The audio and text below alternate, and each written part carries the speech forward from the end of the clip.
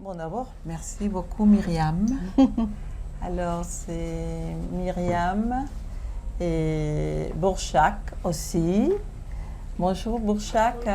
Elle est venue de Turquie et Myriam de Marseille.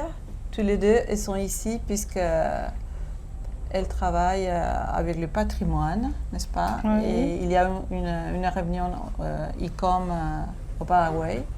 Donc, elles se sont dit, pourquoi pas passer par Buenos Aires, nous rendre visite.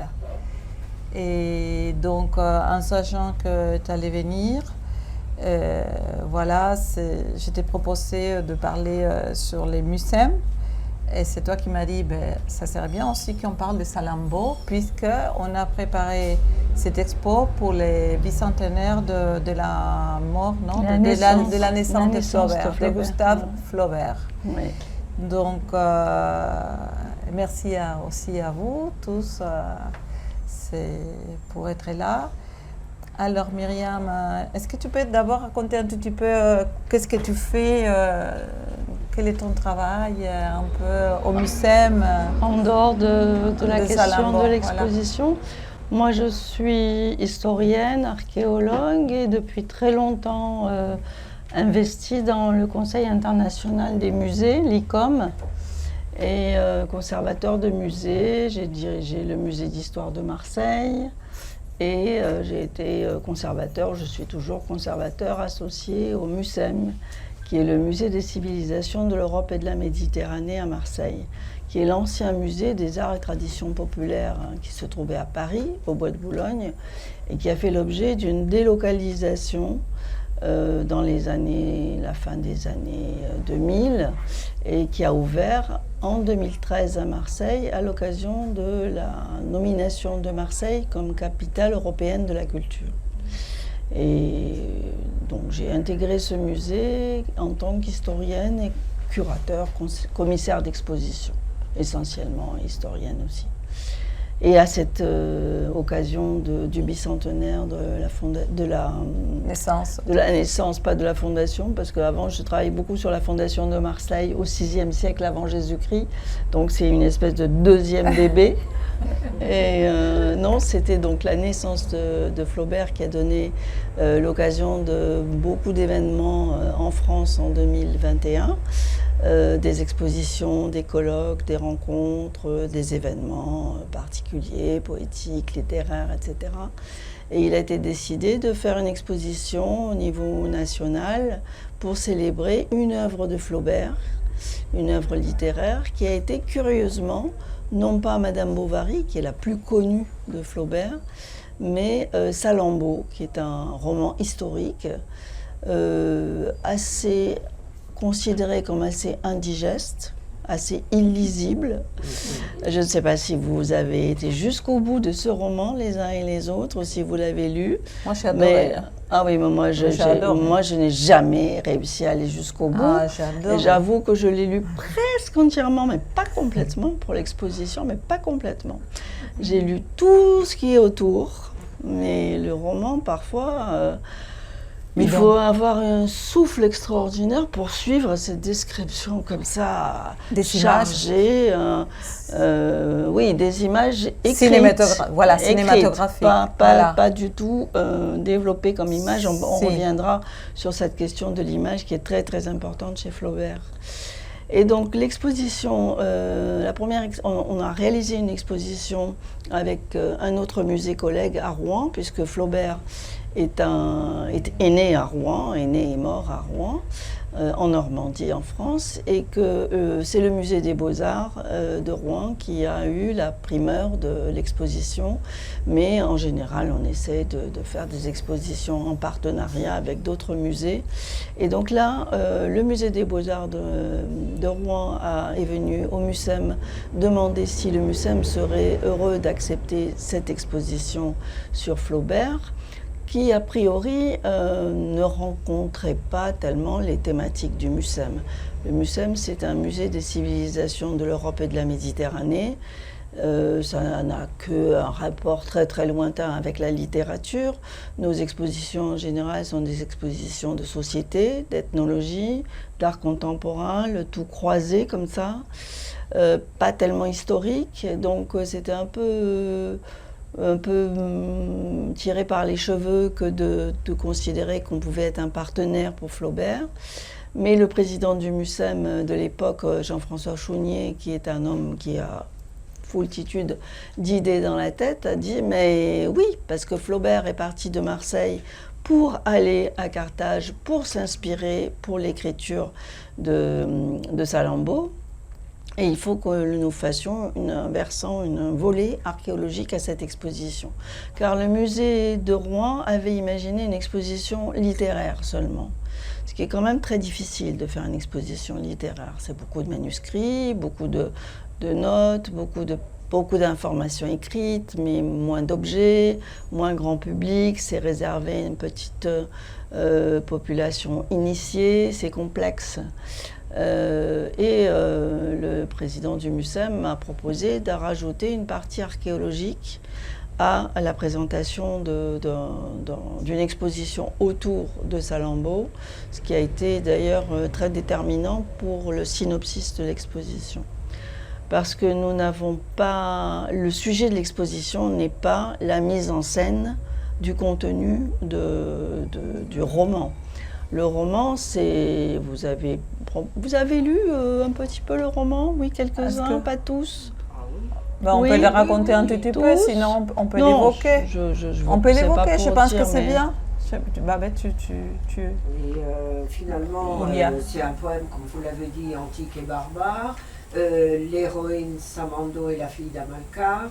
Elle est convoitée par Mato, qui est le chef des mercenaires. Les mercenaires vont à Carthage pour réclamer leur solde.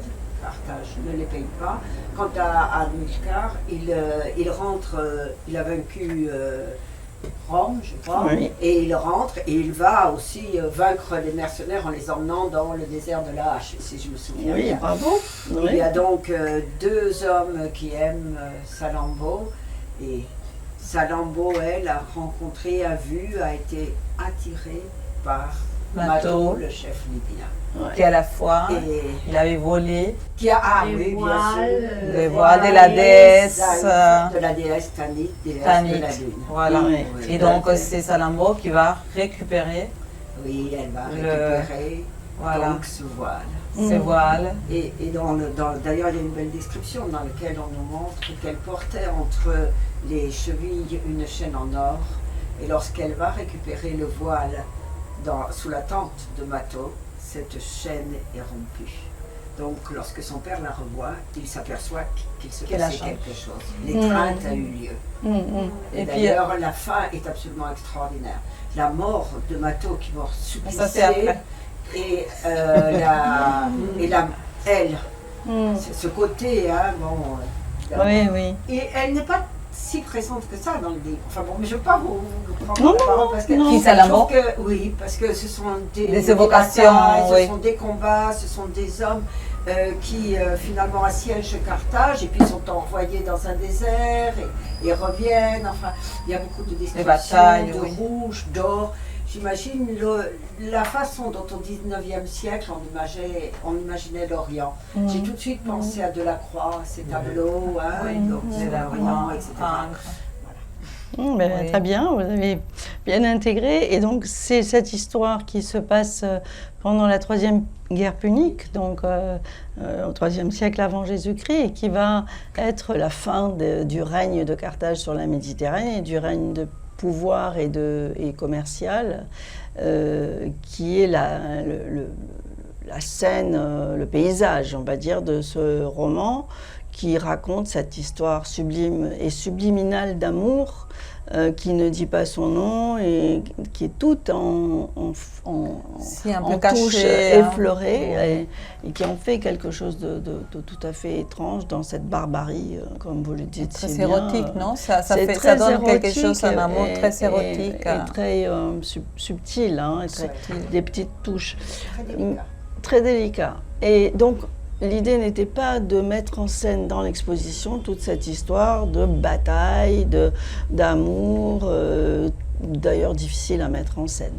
Donc on a pris le parti au départ, le musée de Rouen voulait faire simplement une exposition littéraire, comme je vous ai dit, avec les manuscrits, et l'idée de rajouter le contexte archéologique a permis de bâtir une exposition qui décrit 3 contextes en fait. Donc l'exposition s'est déroulée selon le synopsis suivant: le contexte de création du roman de Flaubert, au moment où il commence à écrire cet ouvrage, donc après la publication de Madame Bovary, et je vais y revenir.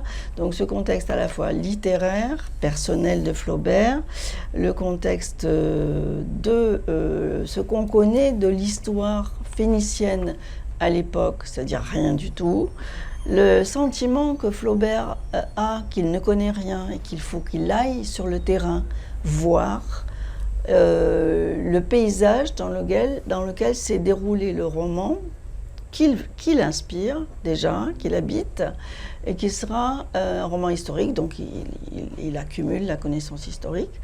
La deuxième partie de l'exposition était liée à... Alors donc on avait inscrit là à l'intérieur aussi les manuscrits, le travail énorme que Flaubert a fait, il est resté enfermé. Avec des carnets, non? Avec des carnets, des manuscrits, des carnets. Les carnets, c'est pour la découverte du paysage, je vais y revenir aussi. Ça, c'est le contexte général de l'écriture. Le deuxième contexte, c'est au moment de la création, le grand succès de ce roman historique, et au moment de la création, l'impossibilité de le faire connaître autrement que par la publication des éditions importantes qui se succèdent. Et la première édition est épuisée immédiatement. Je ne sais pas si c'est dans la journée. Peut-être vous savez, monsieur, si la première édition est épuisée dans la journée ou dans le mois ou dans l'année. La première édition de Flaubert a un succès phénoménal, tel que la première édition tout de suite est épuisée. Donc il y a beaucoup d'éditions. Mais Flaubert avait interdit totalement qu'on mette une illustration quelconque dans la publication du roman.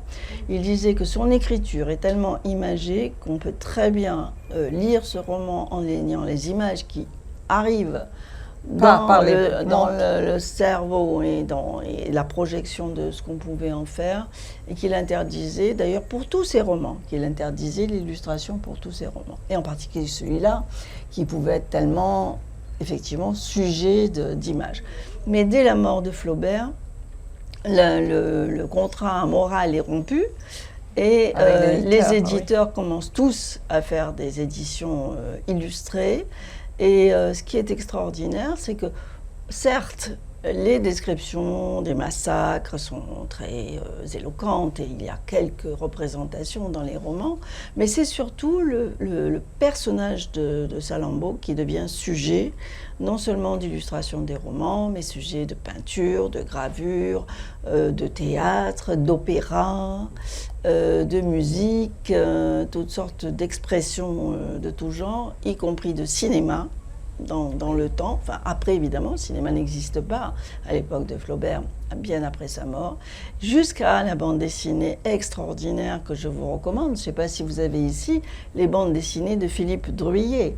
Non, on n'a pas, il faut que vous l'ayez. L'image. C'est un BDiste flamboyant. Et ça fait l'objet de notre affiche et livret, la représentation. C'est un auteur de bande dessinée extraordinaire qui a été omnubilé toute sa vie par le personnage de Salammbô et de Flaubert, enfin de la force de Flaubert dans sa description. Et il a créé une Salammbô en bande dessinée. Il y travaille encore, quoi. Comme un personnage venant d'une autre planète, avec des formes, une action, une mobilité dans l'espace qui est extraordinaire. Il a internationalisé, globalisé et interstellé Salammbô, c'est remarquable. Et donc, c'est un personnage très puissant, très habité par Flaubert et par Salammbô. Et il connaissait bien sûr ce diktat de Flaubert, il ne faut pas illustrer ses romans. Mais il a dit, je sais très bien, et il est persuadé, c'est un homme très habité, je sais très bien que si Flaubert, on pouvait se rencontrer, serait heureux de connaître ma Salammbô, il aurait accepté ma création de Salammbô, ce qui est extraordinaire, parce qu'il a sans doute raison, je ne sais pas.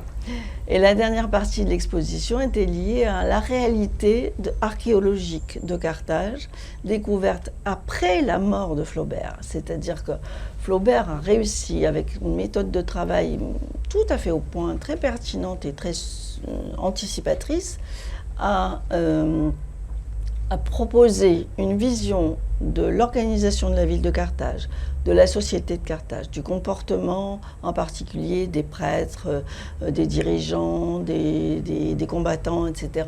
Il a réussi à faire une proposition d'organisation sociale de Carthage au IIIe siècle avant Jésus-Christ, alors même que, enfin entre le IIIe et le 1er avant Jésus-Christ, alors même que la connaissance archéologique était inexistante, totalement. Parce que c'est dans sa méthode de travail, en s'inspirant des découvertes archéologiques de Phénicie, qu'il a projeté en étant persuadé, et à son époque quand même, c'était pas si évident, que l'homme se comporte toujours de la même manière, l'homme a une activité sociale sous tous les cieux, la même que celle qu'il a connue lui au début du XIXe siècle, et il a collé, vraiment copié-collé, à l'époque ça n'existait pas, mais il a copié-collé ce qu'on connaissait de la civilisation phénicienne par la Bible et le début des fouilles archéologiques avec Renan en particulier, et il a collé sur ce qu'on pouvait imaginer la civilisation phénicienne. Et à Carthage, et punique, phénicienne et punique, c'est-à-dire les Phéniciens arrivés à Carthage. Et ce qui est extraordinaire, c'est qu'il a à 99,99% un pourcentage, il a absolument bien vu ce qu'était cette civilisation. Ça, ce qui est extraordinaire, c'est qu'on a présenté l'archéologie de Carthage découverte après la mort de Flaubert, que lui-même n'a pas vu à Carthage, parce que c'est fou, il n'y avait pas commencé. Et comme étant une évidence et une illustration de son roman, ce qui est quand même extraordinaire. Donc on a fait cette exposition avec beaucoup d'enthousiasme et de passion, parce que c'est un personnage exceptionnel. Personnellement, je vous dis, j'avais pas vraiment lu... Bon, il se trouve que je suis archéologue et que je vivais à Carthage, mais je n'ai pas pour autant lu en entier Salammbô. Je trouvais que c'était de la fiction, que c'était du blabla, que c'était redondant, que je ne suis pas rentrée dedans. Oh, j'ai adoré. Alors qu'avec l'expo, bien sûr, je suis rentrée dedans. Et avec ce personnage, la découverte du sérieux de ce personnage de Flaubert. Comment il est rentré dedans avec une acuité inattendue quand même. Chapeau Flaubert. Myriam, et pourquoi fureur, passion, éléphant? C'est parce que ça donne trois... Oui, ça c'était notre collègue du musée de Rouen qui aimait bien les sous-titres pour une exposition et trouvait que le roman effectivement exprimait des grandes flammes comme ça, fureur. Alors éléphant, c'est parce que les Puniques, Hannibal a conquis Rome avec des troupes d'éléphants et des guerriers sur les éléphants, etc. Et le troisième, c'était passion, parce qu'il y a l'amour, il y a la passion entre Salammbô et Mato. Et la fureur des massacres. Voilà, c'est les batailles. Oui. Donc, c'est ces côtés militaires, c'est l'amour et c'est l'orientalisme, quelque part, non, avec tous ces animaux un peu... Non, c'est la réalité d'un autre monde. On ne connaît toujours pas très bien la manière dont les Phéniciens conduisaient les éléphants. Il y a toujours quelques mystères dans cette histoire réelle archéologique. Plusieurs mystères, dont un des mystères dont parle Salammbô, dont parle Flaubert dans Salammbô, c'est le mystère du sacrifice des enfants. Ah oui. qui reste un sujet. Voilà. Ouais, dans les passages, si vous voulez, on voit, oui, c'est très fort, oui. Comment on va chercher les enfants.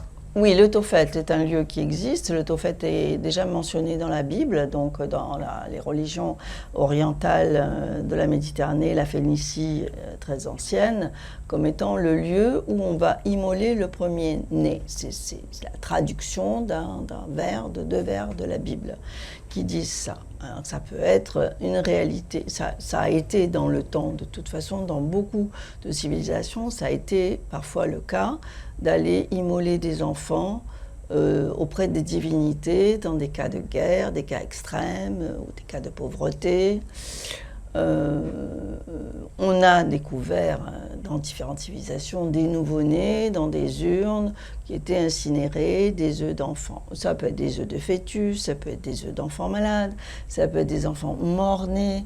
Il y a quand même une généralisation de cette tradition qui est trop radicale. Je pense qu'il faut, je reste archéologue dans ce type de position. Moi, je reste archéologue tant qu'il n'y a pas de preuve absolue d'une démarche le sacrifice dont on peut apporter la preuve archéologique. On peut simplement constater, oui, il y a des enfants nouveau-nés, des fœtus et des petits qui sont incinérés dans des urnes. Mais l'incinération existe pour les adultes aussi. Bon, c'est pas que je suis contre ou pour, il n'y a pas de jugement de valeur, il n'y a pas de prise de position, c'est interdit chez nous au niveau de l'archéologie. D'un point de vue scientifique, on ne peut pas affirmer ça. Après, vous savez, les gens sont très... ils aiment le mystère, le fantasme, aussi un peu la brutalité, le public de manière générale est voyeuriste, donc voilà, c'est très attirant, ces mœurs barbares, comme ça, peut-être pas, on ne sait pas. Le Tophet existe à Carthage. Il existe à Carthage un espace qui s'appelle le Tophet, que Flaubert n'a pas connu. Il n'a pas su qu'il y avait un Tophet, parce que les fouilles n'avaient pas commencé. Et il n'a pas su, c'est ça la prodigieuse anticipation quand même de Flaubert. Et il avait raison. Donc, dans ce Tophet, on a découvert des urnes avec des nouveau-nés incinérés à l'intérieur. C'est un cimetière que d'enfants. Il existe aussi une stèle, c'est-à-dire une plaque en grès rouge sur laquelle est gravé le personnage d'un prêtre qui tient, je pense qu'il y a peut-être une photo là-dedans, le personnage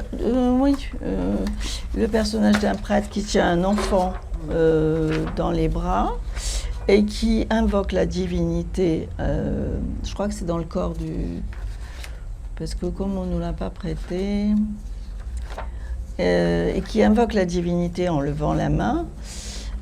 Après, ça ne veut pas dire qu'il va...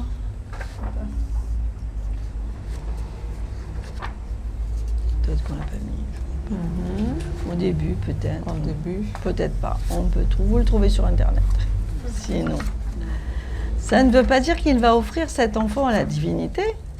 Ça veut dire qu'il va peut-être demander à la divinité de bénir cet enfant, de le protéger. Il est peut-être malade, il est peut-être... On ne sait pas, ça peut vouloir dire... Donc il n'y est pas, pardon, ça n'y est pas. Non. Et donc on a des interprétations excessives. Et actuellement, le Tophet de Carthage fait l'objet d'une fouille complémentaire. Il y a une fouille archéologique actuellement. Et un des collègues, Imed Benjerbania, qui était commissaire de Tunisie à l'exposition, qui a largement participé au catalogue aussi, à l'exposition que j'ai vue récemment, parce que l'exposition va aller en Tunisie et va être présentée au printemps ou en septembre. Il est en train de continuer la fouille du Tophet de Carthage et il m'a dit qu'il a trouvé des choses extraordinaires, une quarantaine d'ossuaires complémentaires avec justement des nouveau-nés, et que là, pour la première fois, ou presque, pas tout à fait, on va faire des analyses scientifiques systématiques, ce qui n'avait pas été le cas. Il y a eu des analyses scientifiques qui ont été faites a posteriori, après la fouille, car à l'époque des premières découvertes, c'est-à-dire au XIXe siècle, on n'avait pas les moyens scientifiques qu'on a maintenant depuis. Et donc, tout ça va être à l'étude systématique pour voir, on peut savoir si les enfants sont morts vivants, aussi morts parce qu'ils étaient décédés.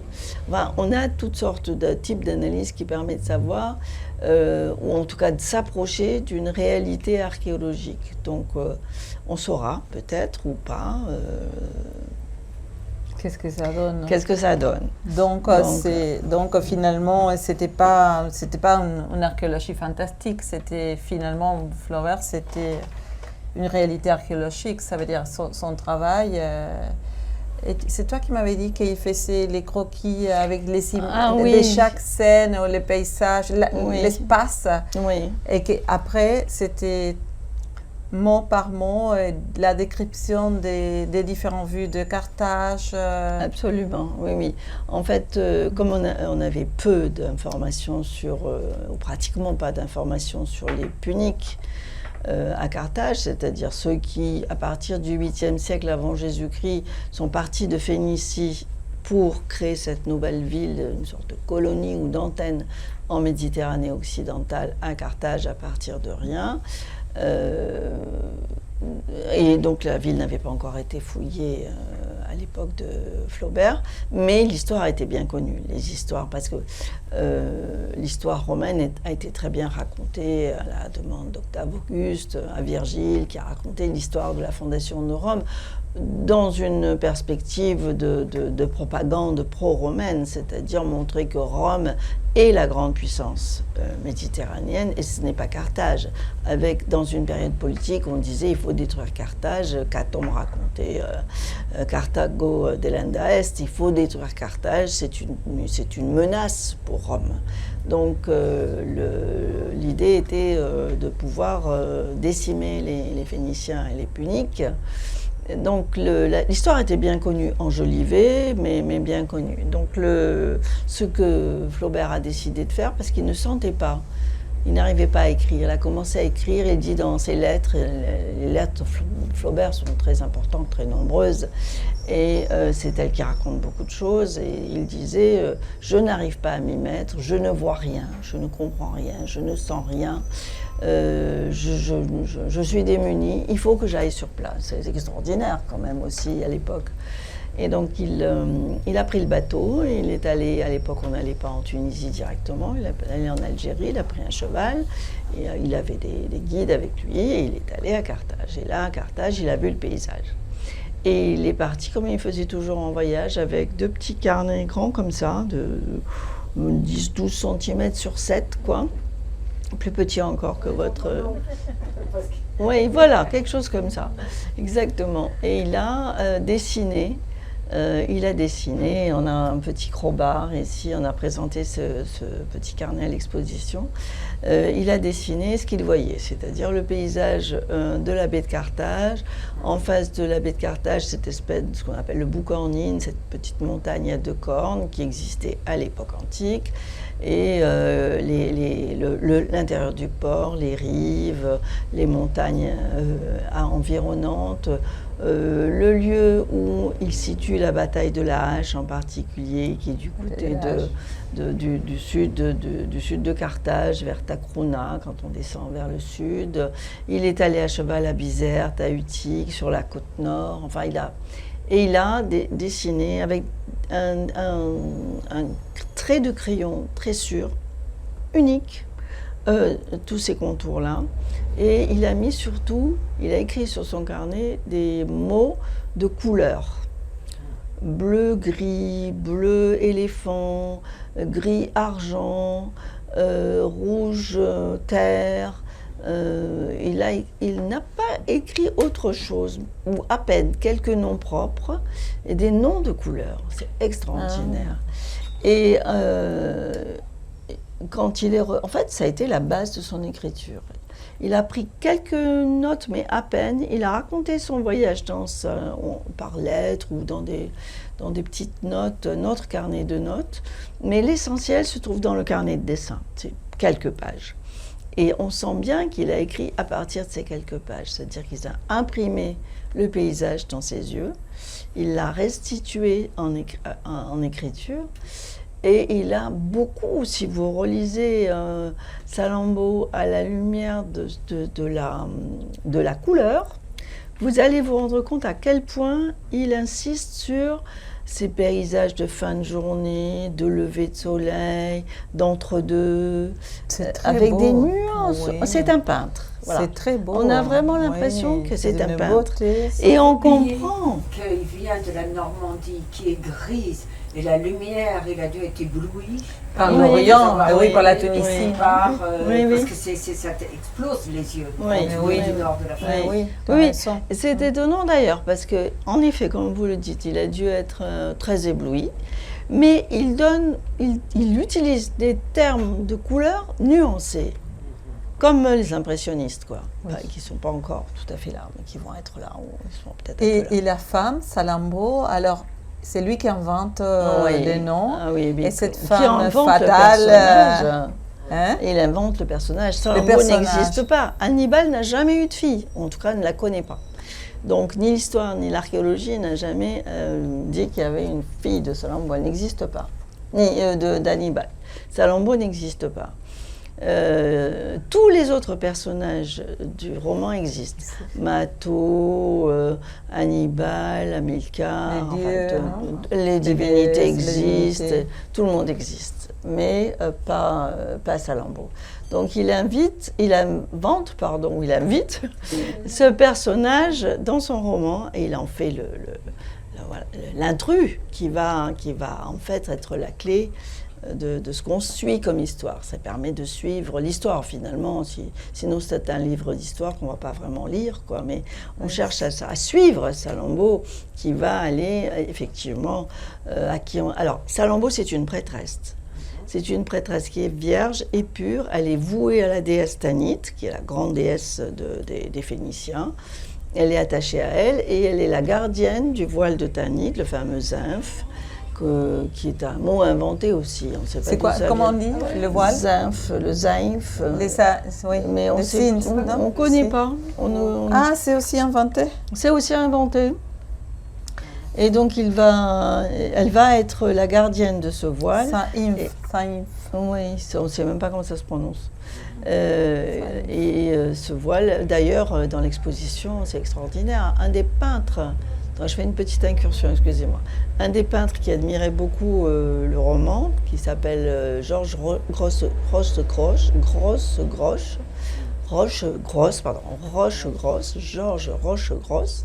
et son épouse étaient très admiratifs du roman de Salammbô et ont fait des dessins absolument sublimes, surtout lui, dans des éditions très postérieures, et donc après la mort de Flaubert, bien sûr. Et des dessins d'une très grande délicatesse. Et elle, son épouse, a réalisé un voile. Le voile de Salammbô, le fameux voile de Tanit, sur la base de la description donnée par Flaubert, qui n'existe pas par ailleurs. Je ne sais pas si on a une photo là-dedans. Oui? Bon, très bien, vous savez bien. Et donc, elle a brodé ce voile avec de la mythologie. Oui, tout à fait, vous avez raison. Avec toutes des scènes. Oui, bien sûr. Avec des scènes mythologiques, du zodiaque, de la constellation. Et ça, c'est Rochegrosse. C'est une des batailles. C'est d'un raffinement exceptionnel. Pour des batailles, c'est incroyable. Ça. Bataille raffinée, on n'a jamais vu ça quand même. Avec une délicatesse de couleurs, de pastels. Personnage, il a énormément, non là. Et donc il a suscité, avec son roman, il a suscité des créations artistiques exceptionnelles, Flaubert. Et donc ce personnage qui est censé être la gardienne de la pureté de la ville, de la pureté du personnage, de la pureté de la divinité, va céder à la tentation avec un un étranger, un sauvage, etc.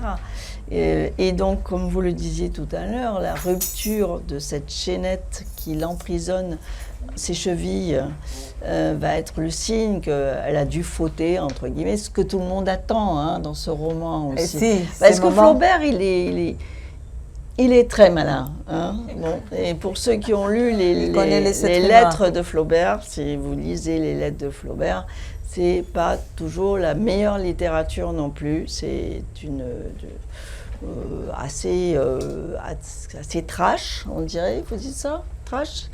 Assez, oui, assez parfois malsain, violent, vulgaire. C'est un drôle de personnage, un bon vivant. Et voilà, donc il invente ce personnage, il en fait quelque chose qui n'existe pas, et il en fait le centre de son roman historique. C'est extraordinaire aussi. Non, c'est un très grand homme, un très grand auteur, un très grand... Et c'est vrai que je voulais vous signaler, mais vous le savez aussi, c'est-à-dire qu'il avait quand même écrit Madame Bovary avant, dans lequel il avait mis tout son art littéraire, parce que c'est un roman moderne de société, complètement inattendu à cette époque et qui a été très mal accepté. Il a eu un procès qu'il a gagné. Mais enfin, ça a été très long et difficile. Il a été insulté, voué aux gémonies. Il a très mal pris parce qu'il avait pensé qu'il avait créé l'œuvre de sa vie. Et quelque part, moi, je trouve que c'est vraiment d'une modernité incroyable, Madame Bovary. Et il a dit, puisque c'est ça, c'est ce qu'ils veulent, quoi. On va leur faire un roman historique, c'est ça qu'ils veulent, alors faisons dans la facilité. Mais il n'a pas fait la facilité, et puis il a travaillé comme un érudit incroyable. C'est vraiment admirable, quoi. Vraiment, j'ai été convaincue par ce personnage. En fait, j'ai découvert et aimé le personnage de Flaubert à travers ces épisodes de travail. Myriam? Je voulais dire, quand on relit Madame Bovary en seulement pensant au sous-titre Mœurs provinciales, c'est extraordinaire. Vraiment extraordinaire. Il y a vraiment plusieurs lectures et lui a gagné le procès, Baudelaire l'a perdu. La même année, 1857. Oui, tout à fait. Babette, tu ne veux pas lire parce que là, il y a la scène du python. Ah oui. Ses côtés érotiques et à la fois oriental, non? Parce que le python, ça n'existait pas. Oui, d'ailleurs, la peinture qui a été réalisée, je vous laisse lire tout de suite, c'est juste pour dire que la peinture qui s'est développée après la mort de Flaubert autour du roman est très orientalisante ou orientaliste. Voilà. On se saisit du personnage de Flaubert, on en fait quelque chose, une femme orientale fatale, un peu loin du roman, mais c'est ça la tendance. Ça a donné. Mais c'est vrai, suggéré par cette description que je vais vous lire. La lourde tapisserie trembla et par-dessus la corde qui la supportait, la tête du python apparut. Il descendit lentement comme une goutte d'eau qui coule le long d'un mur, rampa entre les étoffes épandues, puis, la queue collée contre le sol, il se leva, trop droit, et ses yeux, plus brillants que des escargots, se dardaient sur Salammbô. L'horreur du froid, ou une pudeur peut-être, la fit d'abord hésiter, mais elle se rappela les ordres de Shahrabari, elle s'avança.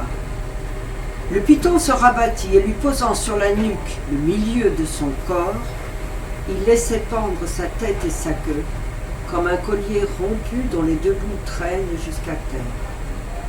Salammbô l'entoura autour de ses flancs, sous ses bras, entre ses genoux, puis le prenant à la mâchoire, elle approcha ses petites gueules triangulaires jusqu'au bord de ses dents et, en fermant à demi les yeux, elle se renversait sous les rayons de la lune. La blanche lumière semblait l'envelopper d'un brouillard d'argent. La forme de ses pas humides brillait sur les dalles. Les étoiles palpitaient dans la profondeur de l'eau. Il serrait contre elle Ses noirs anneaux tigrés de plaques d'or. Sa lambeau haletait sous ce poids trop lourd. Ses reins pliaient. Il se sentait mourir. Et du bout de sa queue, il lui battait la cuisse, tout doucement. Puis la musique se taisant, il retomba.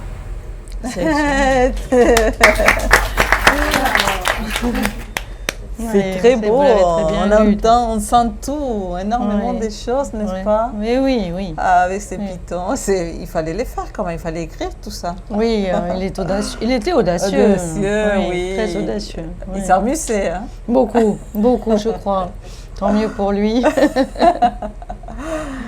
Je ne sais pas si vous voulez Si vous avez des questions. des questions à Myriam pour échanger. Question, comment vous écrivez Autofé? Tophet, le Tophet Oui, le T-O-P-H-E-T. Oui. Alors Jorge, c'était aussi un spécialiste de Flaubert. c'est Alors, un- je précise, pardon, Alors, oui. je ne suis pas spécialiste de Flaubert. Hein. Je ne veux pas me mettre en concurrence. Mais là, nous avons un spécialiste. Ah, c'est très n'est-ce pas, bien. En Argentine. Il va nous dire Donc, quelque tu chose. te présentes, Jorge. Pardon? Tu peux te présenter. Elisabeth. Voilà. Pourquoi tu es un spécialiste de Flaubert? Mais, moi, je traduis de l'anglais et du français et à un moment donné, je traduis depuis 40 ans. Et j'ai publié énormément de choses. Et à un moment donné, à Eterna Cadencia, que c'est la maison qui m'a commandé ça, je proposais les 3 contes, que c'est un des ouvrages que je préfère le plus de Flaubert. Après non, Après Madame Bovary. Pécuchet. Ah, Bovary. Ah, Bovary Pécuchet, c'est extraordinaire. Mais ils m'ont dit non, nous voulons Madame Bovary.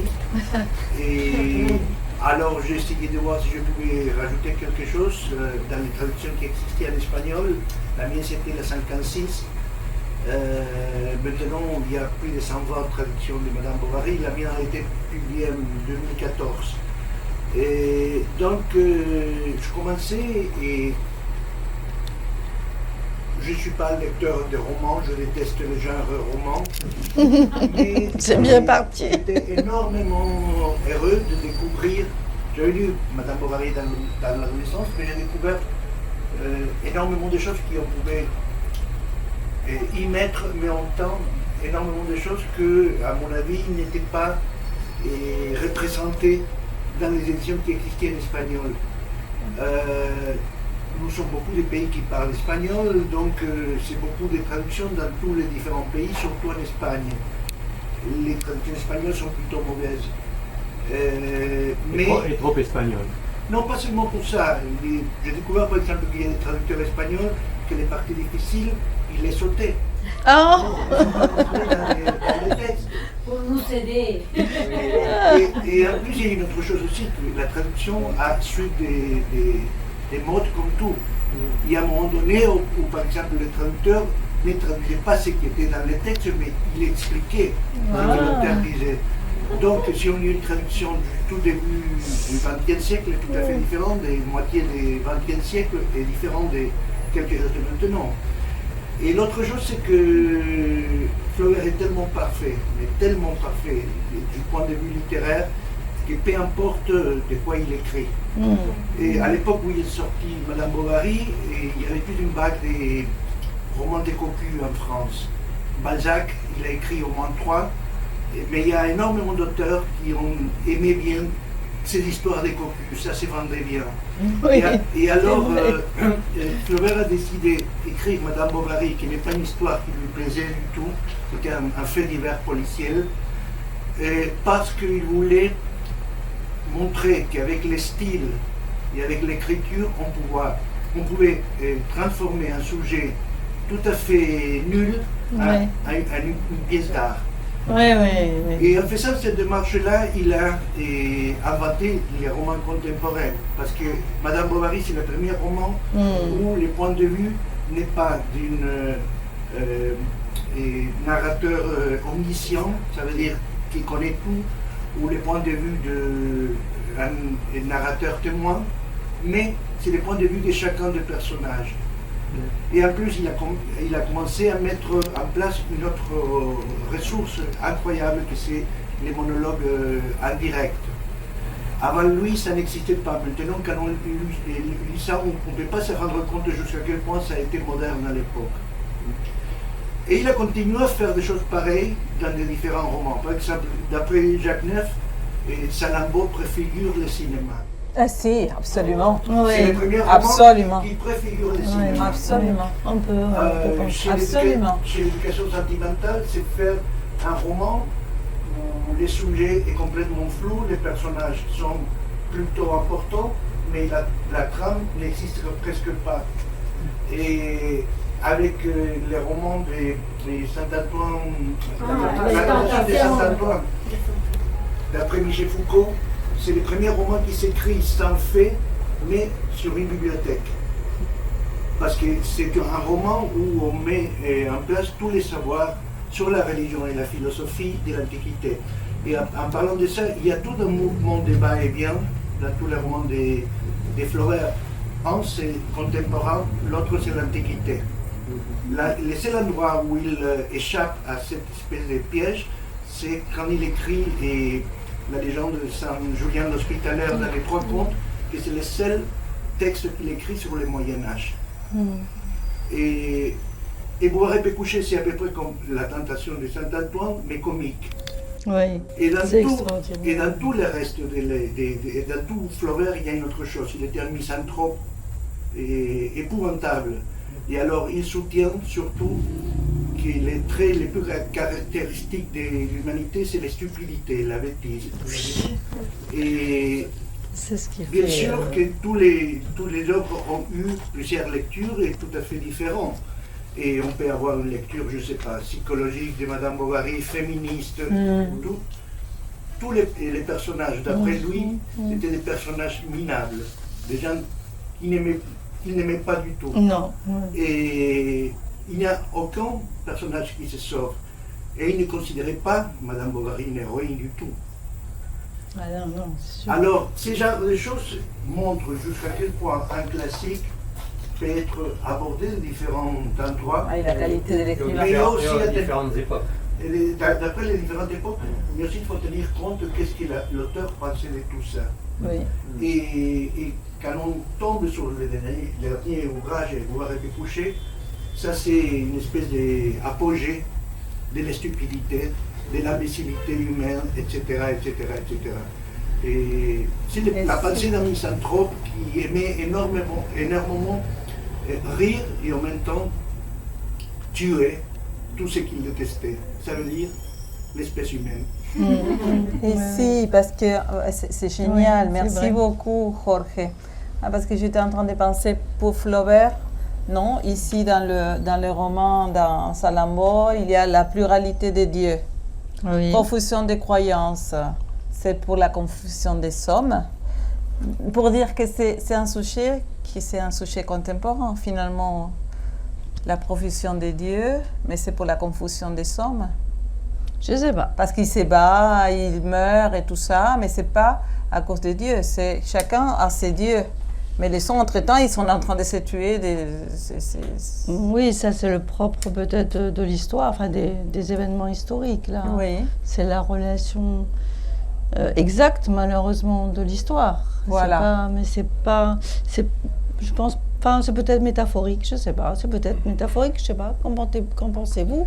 Et, je ne sais pas, normalement, je n'aime pas mettre des lectures contemporaines Oui. sur des sujets anciens. Ok. Oui. d'accord. Et On n'est jamais dans le contexte. et j'apprécie énormément votre point de vue d'archéologue. Ma femme, elle est archéologue aussi, alors... Oui, restons comme ça. Oui. Mais il y a un donné, par exemple, qui ça c'est intéressant, et qui c'est pas moi, mais Borges, il a remarqué. Borges, il était fanatique de Flaubert, il détestait les romans, plus que moi. Mais Boire et Pécouché, il l'a lu 11 fois. Ah ouais, mais c'est génial. Jusqu'à ces points-là. C'est un roman. Et ça, il En plus, détestait n'était ça. pas fini. Hein. Ouais. Ah oui. Et une des raisons pour lesquelles il détestait, c'est qu'il pensait que c'était complètement inouï cette idée de Flaubert de bâtir les passés avec une précision qui, d'après Borges, le menait à faire tort. à avoir tort. Et une chose qu'il a remarqué, et c'est le seul qu'il a remarqué, c'est que dans Salambot, il y a des cactus. Et les cactus n'est pas une plante native de l'Afrique du Nord, c'était importé de l'Amérique au XVIIIe siècle. Mais Flaubert, il a vu Carthage au XIXe siècle, où les cactus étaient déjà implantés. Mais à l'époque de Salambot, il n'y avait pas du tout de cactus. Oui, non, c'est exact. Si on va aller dans le détail, il y a des affirmations, des truismes et des affirmations absolument erronées, mais ça ne le dérangeait absolument pas d'affirmer de toute façon, et personne ne pouvait le contredire. Et ceux qui l'ont contredit, parce qu'il y a eu beaucoup de controverses historiques et archéologiques, ceux qui voulaient le contredire à l'époque avaient tort, en fait, ont eu tort, parce que la connaissance du monde phénicien et punique dans le temps où Flaubert écrit, et n'était pas non plus meilleure pour les savants et les archéologues. Donc les contradictions qui ont été apportées, auxquelles il a répondu, il y a beaucoup d'échanges, pour lui reprocher d'avoir utilisé tel terme ou telle image je ne sais pas, mettons, d'un corps expéditionnaire ou religieux ou de prêtre, etc. Il a avancé point par point la réalité de sa source de connaissances. Et en fait, c'est vrai qu'il n'y avait rien, mais que tout ce qu'il a utilisé à titre comparatif existait. Et donc il avait en fait raison. Il avait raison. Il était honnête, il a été honnête intellectuellement, très honnête. Et après, c'est l'histoire qui lui a donné raison. Mais ses contemporains ne pouvaient pas ni affirmer plus que lui. Donc il y a quelque chose d'assez magique dans le fait qu'il a utilisé cette espèce de système comparatif qu'on a beaucoup utilisé par la suite en ethno-archéologie par exemple, pour présupposer sans affirmer que peut-être l'évolution pouvait ressembler à ceci ou cela. Oui. C'est assez admirable, je dois dire. Et il a fait à peu près la même chose chez Hérodias. Oui, parce oui. Il s'est servi de tout ce qui existait en tant que contemporain à l'époque. Tout, oui, ouais. Tout. Et aussi pour les plantes, effectivement, il en a fait trop comme pour tout le reste, comme pour les batailles, par exemple. Il y avait des amoncellements de cadavres qui recouvraient des cadavres. Il a regardé toute la liste des armes qui existaient dans les textes antiques. Il a utilisé toutes les épées, les petites, les grandes, les moyennes. Tout. Le vocabulaire, il a tout ce qu'il avait sous la main, il l'a mis dans ses chargés. Non, mais les images des Salambot sont incroyables. Quand il y a ces femmes qui tentent d'accoucher un bébé, il y a quelque chose qui lui tombe, que le bébé répare, vous vous en souvenez? Ah non, je ne me souviens pas. C'est cinématographique. Et c'est pour ça qu'on comprend que Philippe Druillet s'est emparé de ces mouvements comme justement une scène interstellaire. Si, ouais. Et oui. Il a été inspiré par cette espèce de violence et ça tourne dans l'espace et dans le cosmos. Mais vers le haut. Oui. Voilà. Oui. Tu veux qu'on finisse? On finit par la... Tu veux? Si vous voulez bien, je voulais vous lire parce que Mato est supplicié. On lui arrache des bouts de peau, on lui crève les yeux, on lui crache... Enfin bon. Elle a dit qu'il descend, non? Oui. Il n'avait plus, sauf les yeux d'apparence humaine. C'était une longue forme complètement rouge. Ses liens rompus pendaient le long de ses cuisses, mais on ne les distinguait pas. Des tendons de ses poignets tout dénudés. Sa bouche restait grande ouverte. De ses orbites sortaient 2 flammes qui avaient l'air de monter jusqu'à ses cheveux. Et le misérable marchait toujours. Il arriva au pied de la terrasse. Salambot était penché sur la balustrade. Ses effroyables prunelles la contemplaient, et la conscience lui surgit de tout ce qu'il avait souffert pour elle. Bien qu'il agonisât, elle le revoyait dans sa tente, à genoux, lui entourant la taille de ses bras, balbutiant des paroles douces. Elle avait soif de les sentir encore, de les entendre. Elle ne voulait pas qu'il mourût. À ce moment-là, Mato eut un grand tressaillement. Elle allait crier. Il s'abattit à la renverse et ne bougea plus. Et Salambot, presque évanoui, fut rapporté sur son trône par les prêtres, s'empressant autour d'elle. il la félicitait. C'était son œuvre. Tous battaient des mains et trépignaient en hurlant son nom. Salammbô, bon, s'approche donc de son futur époux, Narr'Havas. Elle se leva comme son époux, avec une coupe à la main, afin de boire aussi. Elle retomba la tête en arrière par-dessus le dossier du trône. Blême, raidie, les lèvres ouvertes, et ses cheveux dénoués pendaient jusqu'à terre. Ainsi mourut la fille d'Hamilcar pour avoir touché au manteau de David. Cela est, et je ne peux pas ne pas vous dire, c'était à Mégara, faubourg de Carthage, dans les jardins d'Hamilcar. Voilà. Et oui. Et la magie opère. Ouais, Salammbô. Et les deux morts simultanés. Merci, C'est une Valérie. phrase d'ailleurs qu'il a écrite et réécrite. On a plusieurs éléments des manuscrits. C'est extraordinaire la littérature. Une fois que c'est arrivé, là, on se dit que ça ne peut être que ça. Mais il a écrit et raturé, réécrit, enfin recommencé, je ne sais combien de fois avant que ça soit La celle-là. première phrase. C'est impressionnant. Enfin, Jacques Neff en aurait parlé beaucoup. Il en a parlé beaucoup dans l'exposition parce qu'il a participé à l'exposition largement. On a présenté d'ailleurs, on a eu le prêt de la Bibliothèque nationale de France de ce tout à fait début de manuscrits qu'on a présenté à l'exposition. Et l'exposition commençait avec une vitrine qui montrait le manuscrit avec cette phrase finale parce qu'il a eu plusieurs tomes de correction. Oui. Alors il écrivait beaucoup, il écrivait d'une petite écriture très lisible, il barrait beaucoup des pages entières. Donc il y a des tomes et des tomes de manuscrits préparatoires et de raturage. Impressionnant. Oui, c'est intéressant aussi de voir comment les hommes, les écrivains accouchent. On n'accouche pas facilement. Lui, c'était laborieux, mais il revenait sans cesse. Merci beaucoup, Myriam. Merci à beaucoup vous. à tous. Merci beaucoup.